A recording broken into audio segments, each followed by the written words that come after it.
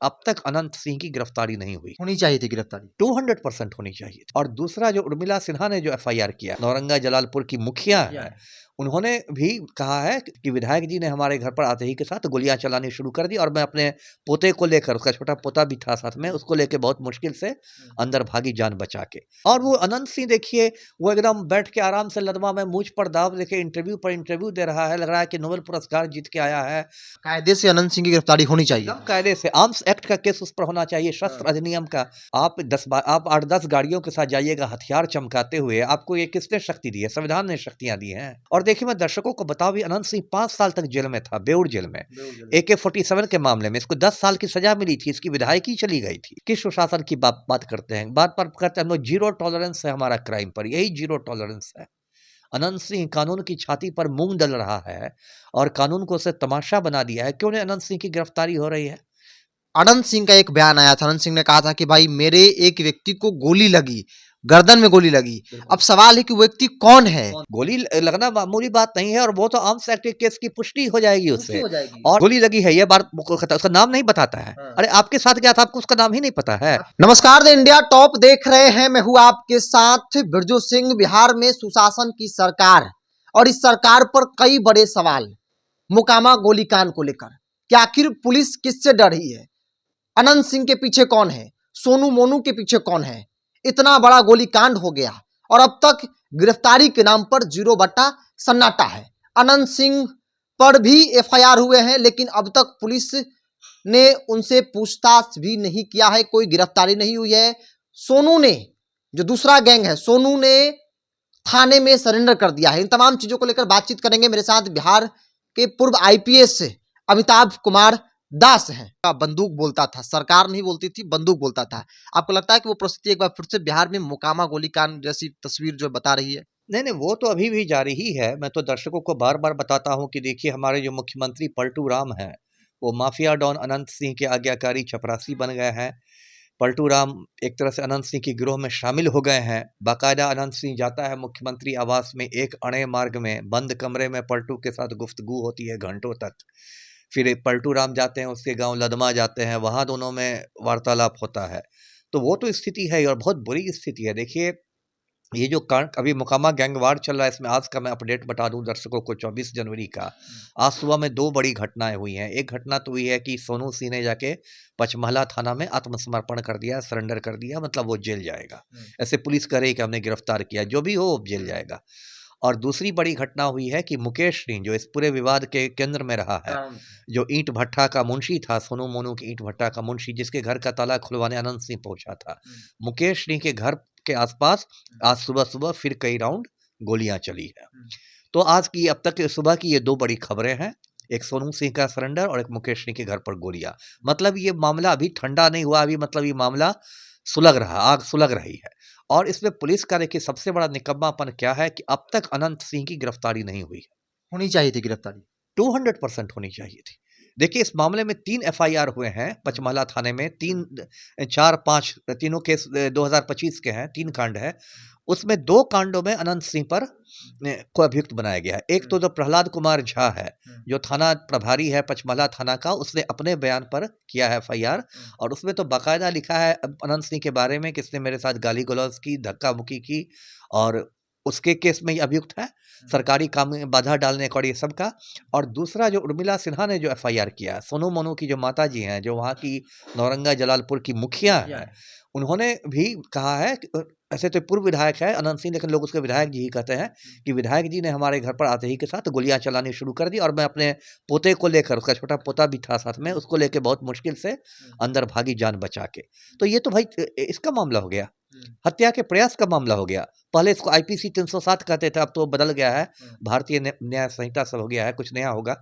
लेकिन ये तो हत्या के प्रयास का मामला हो गया। और वो अनंत सिंह देखिए, वो एकदम बैठ के आराम से लदमा में मूछ पर दाव लेके इंटरव्यू पर इंटरव्यू दे रहा है, लग रहा है कि नोबेल पुरस्कार जीत के आया है, और कह रहा है हम देख लेंगे, हम जेल जाने से नहीं डरते हैं, गोली चलेगी तो लोग मरेंगे। क्या कानून का मजाक है? 3 FIR में 2 में अनंत सिंह का नाम है। अनंत सिंह का नाम है जी, बिल्कुल। कायदे से अनंत सिंह की गिरफ्तारी होनी चाहिए, एकदम कायदे से आर्म्स एक्ट का केस उस पर होना चाहिए, शस्त्र अधिनियम का, हत्या के प्रयास का केस होना चाहिए, कई केस होना चाहिए, क्रिमिनल ट्रेसपास का केस होना चाहिए। क्यों आप किसी के घर में घुसिएगा, आप क्या है? माननीय न्यायालय है। मान लीजिए किसी ने ताला लगा ही दिया, तो आप क्या माननीय न्यायालय है? आप लोक अदालत है, आप क्या है? आप 8-10 गाड़ियों के साथ जाइएगा हथियार चमकाते हुए, आपको ये किसने शक्ति दी है? संविधान ने शक्तियाँ दी हैं कि आप जाके ये न्याय बाँटते चलिए।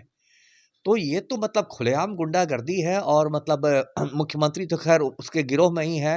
पटना बिहार पुलिस कुछ नहीं कर रही। अब तक देखिए पुलिस मुख्यालय से कोई प्रेस विज्ञप्ति नहीं आई है, नहीं आया है। कोई पत्र ये नहीं हुआ है। और दिल्ली में बिहार पुलिस के फेसबुक पर देखता हूँ तो वहाँ पुलिस ने कॉफ सिरप पकड़ लिया, वहाँ कॉफ सिरप पकड़ लिया। क्या बाइक चेकिंग हो रही है तो शराब पकड़ा गया, बाइक पकड़ी गई। खांसी की दवा पकड़ रहे हैं, कफ हाँ। सिरप पकड़ लिया। पूरा लगता है बिहार की खांसी की दवा थाना में ही चली जाएगी। इसका ना सिपाही को जुकाम होगा, ना डीजीपी को जुकाम होगा। क्या मजाक है? आप अपने मुंह में यहाँ पे ठूक रहे, कॉफ सिरप पकड़ रहे हैं और अनंत सिंह इतना बड़ा मतलब वो ये है और मुझ पर ताव दे रहा है। और देखिए मैं दर्शकों को बताऊं भी, अनंत सिंह 5 साल तक जेल में था, बेउर जेल में, AK-47 के मामले में। इसको 10 साल की सजा मिली थी, इसकी विधायकी चली गई थी। और पिछले साल 14 अगस्त को इसको पटना हाईकोर्ट ने रिहा कर दिया। 16 अगस्त को ये बाहर आ गया। कायदे से देखिए क्या होना चाहिए था? कायदे से होना चाहिए था कि यदि पटना हाईकोर्ट ने इसको रिहा कर दिया था तो बिहार सरकार को तत्काल सुप्रीम कोर्ट में अपील करनी चाहिए थी। कायदे से ही होना चाहिए। हार तो सरकार की है।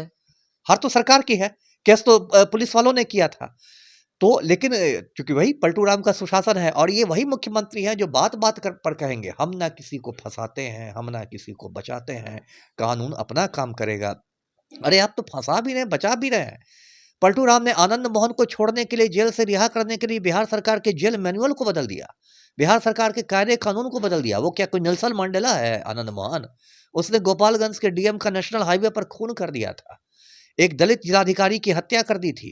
और पलटू को लगा कि आनंद मोहन को जेल से छोड़ देने पर राजपूत वोट बैंक में मेरी संधमारी हो जाएगी, तो उसके लिए आपने जेल मैनुअल में संशोधन करके उसको बाहर ले दिया। उसकी पत्नी को अपने शिवहर से टिकट दे दिया, उसका बेटा भी अब आपके साथ घूम रहा है।